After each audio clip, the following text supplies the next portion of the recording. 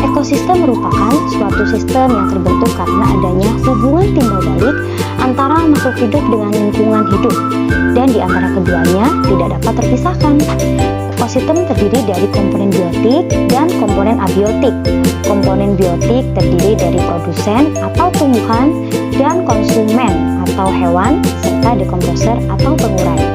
Sedangkan komponen abiotik terdiri atas bahan anorganik, bahan organik, dan iklim. Dari cara terbentuknya ada dua jenis ekosistem, yaitu ekosistem alami dan ekosistem buatan. Ekosistem alami merupakan ekosistem yang sudah terbentuk dari proses secara alami. Sedangkan ekosistem buatan merupakan ekosistem yang sengaja dibuat oleh manusia dengan tujuan untuk menjaga keseimbangan hidupnya di dalamnya. Contoh ekosistem alami adalah hutan, padang rumput, gurun, gunung. Sedangkan contoh ekosistem buatan adalah sawah, taman, dan kebun. Kali ini kita akan melakukan praktikum tentang ekosistem darat alami dan ekosistem darat buatan. Adapun alat dan bahan yang harus kita siapkan adalah lembar pengamatan, alat tulis, aplikasi barometer, serta lingkungan sekitar. Yang pertama, kita akan menuju ekosistem darat alami, yaitu hutan. Komponen abiotik beserta kondisinya yang ada di hutan antara lain: kondisi cahayanya cukup, suhunya mencapai 32 derajat Celcius, jenis tanahnya gambut dan subur, anginnya semilir, serta keadaan airnya sangat cukup. Kemudian kita akan mengamati komponen biotiknya yang terdiri dari tanaman dan hewan. Yang pertama ada pohon waru, yang kedua ada tumbuhan paku-pakuan, yang ketiga ada pohon pepaya, yang keempat ada pohon mengkudu, dan yang kelima ada tanaman binahong. Kelima tanaman tersebut saling berinteraksi dengan komponen abiotik di lingkungannya, di mana tanaman membutuhkan cahaya matahari, air, dan juga tanah untuk membantu proses pertumbuhan dan perkembangannya. Selain itu, adalah beberapa tanaman juga membutuhkan hewan yang dapat membantu proses penyerbukan. Selanjutnya kita akan mengamati beberapa hewan.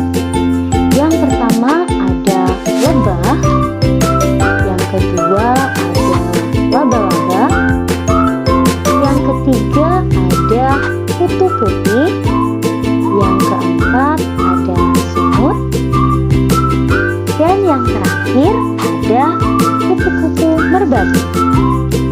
Hewan-hewan tersebut juga berinteraksi dengan komponen biotik dan abiotik di lingkungannya. Mereka membutuhkan air, oksigen, dan makanan untuk terus bertahan hidup dan berkembang biak. Dalam hal ini, tumbuhan sebagai produsen dan hewan sebagai konsumen. Selain itu, terdapat juga dekomposer atau pengurai. Mereka adalah makhluk hidup atau organisme yang memperoleh energi dengan cara menguraikan sisa-sisa makhluk hidup lain yang sudah mati. Nah, di dalam ekosistem hutan ini, pengurai yang ditemui yaitu jamur, bakteri, dan berbagai jenis cacing. Selanjutnya kita menuju ekosistem darat buatan, yaitu sawah. Komponen abiotik yang akan kita amati meliputi cahaya. Terlihat cahayanya sangat terik, suhunya mencapai 32 derajat Celcius, tanahnya sedikit kering, anginnya cukup semilir, dan kondisi airnya cukup banyak.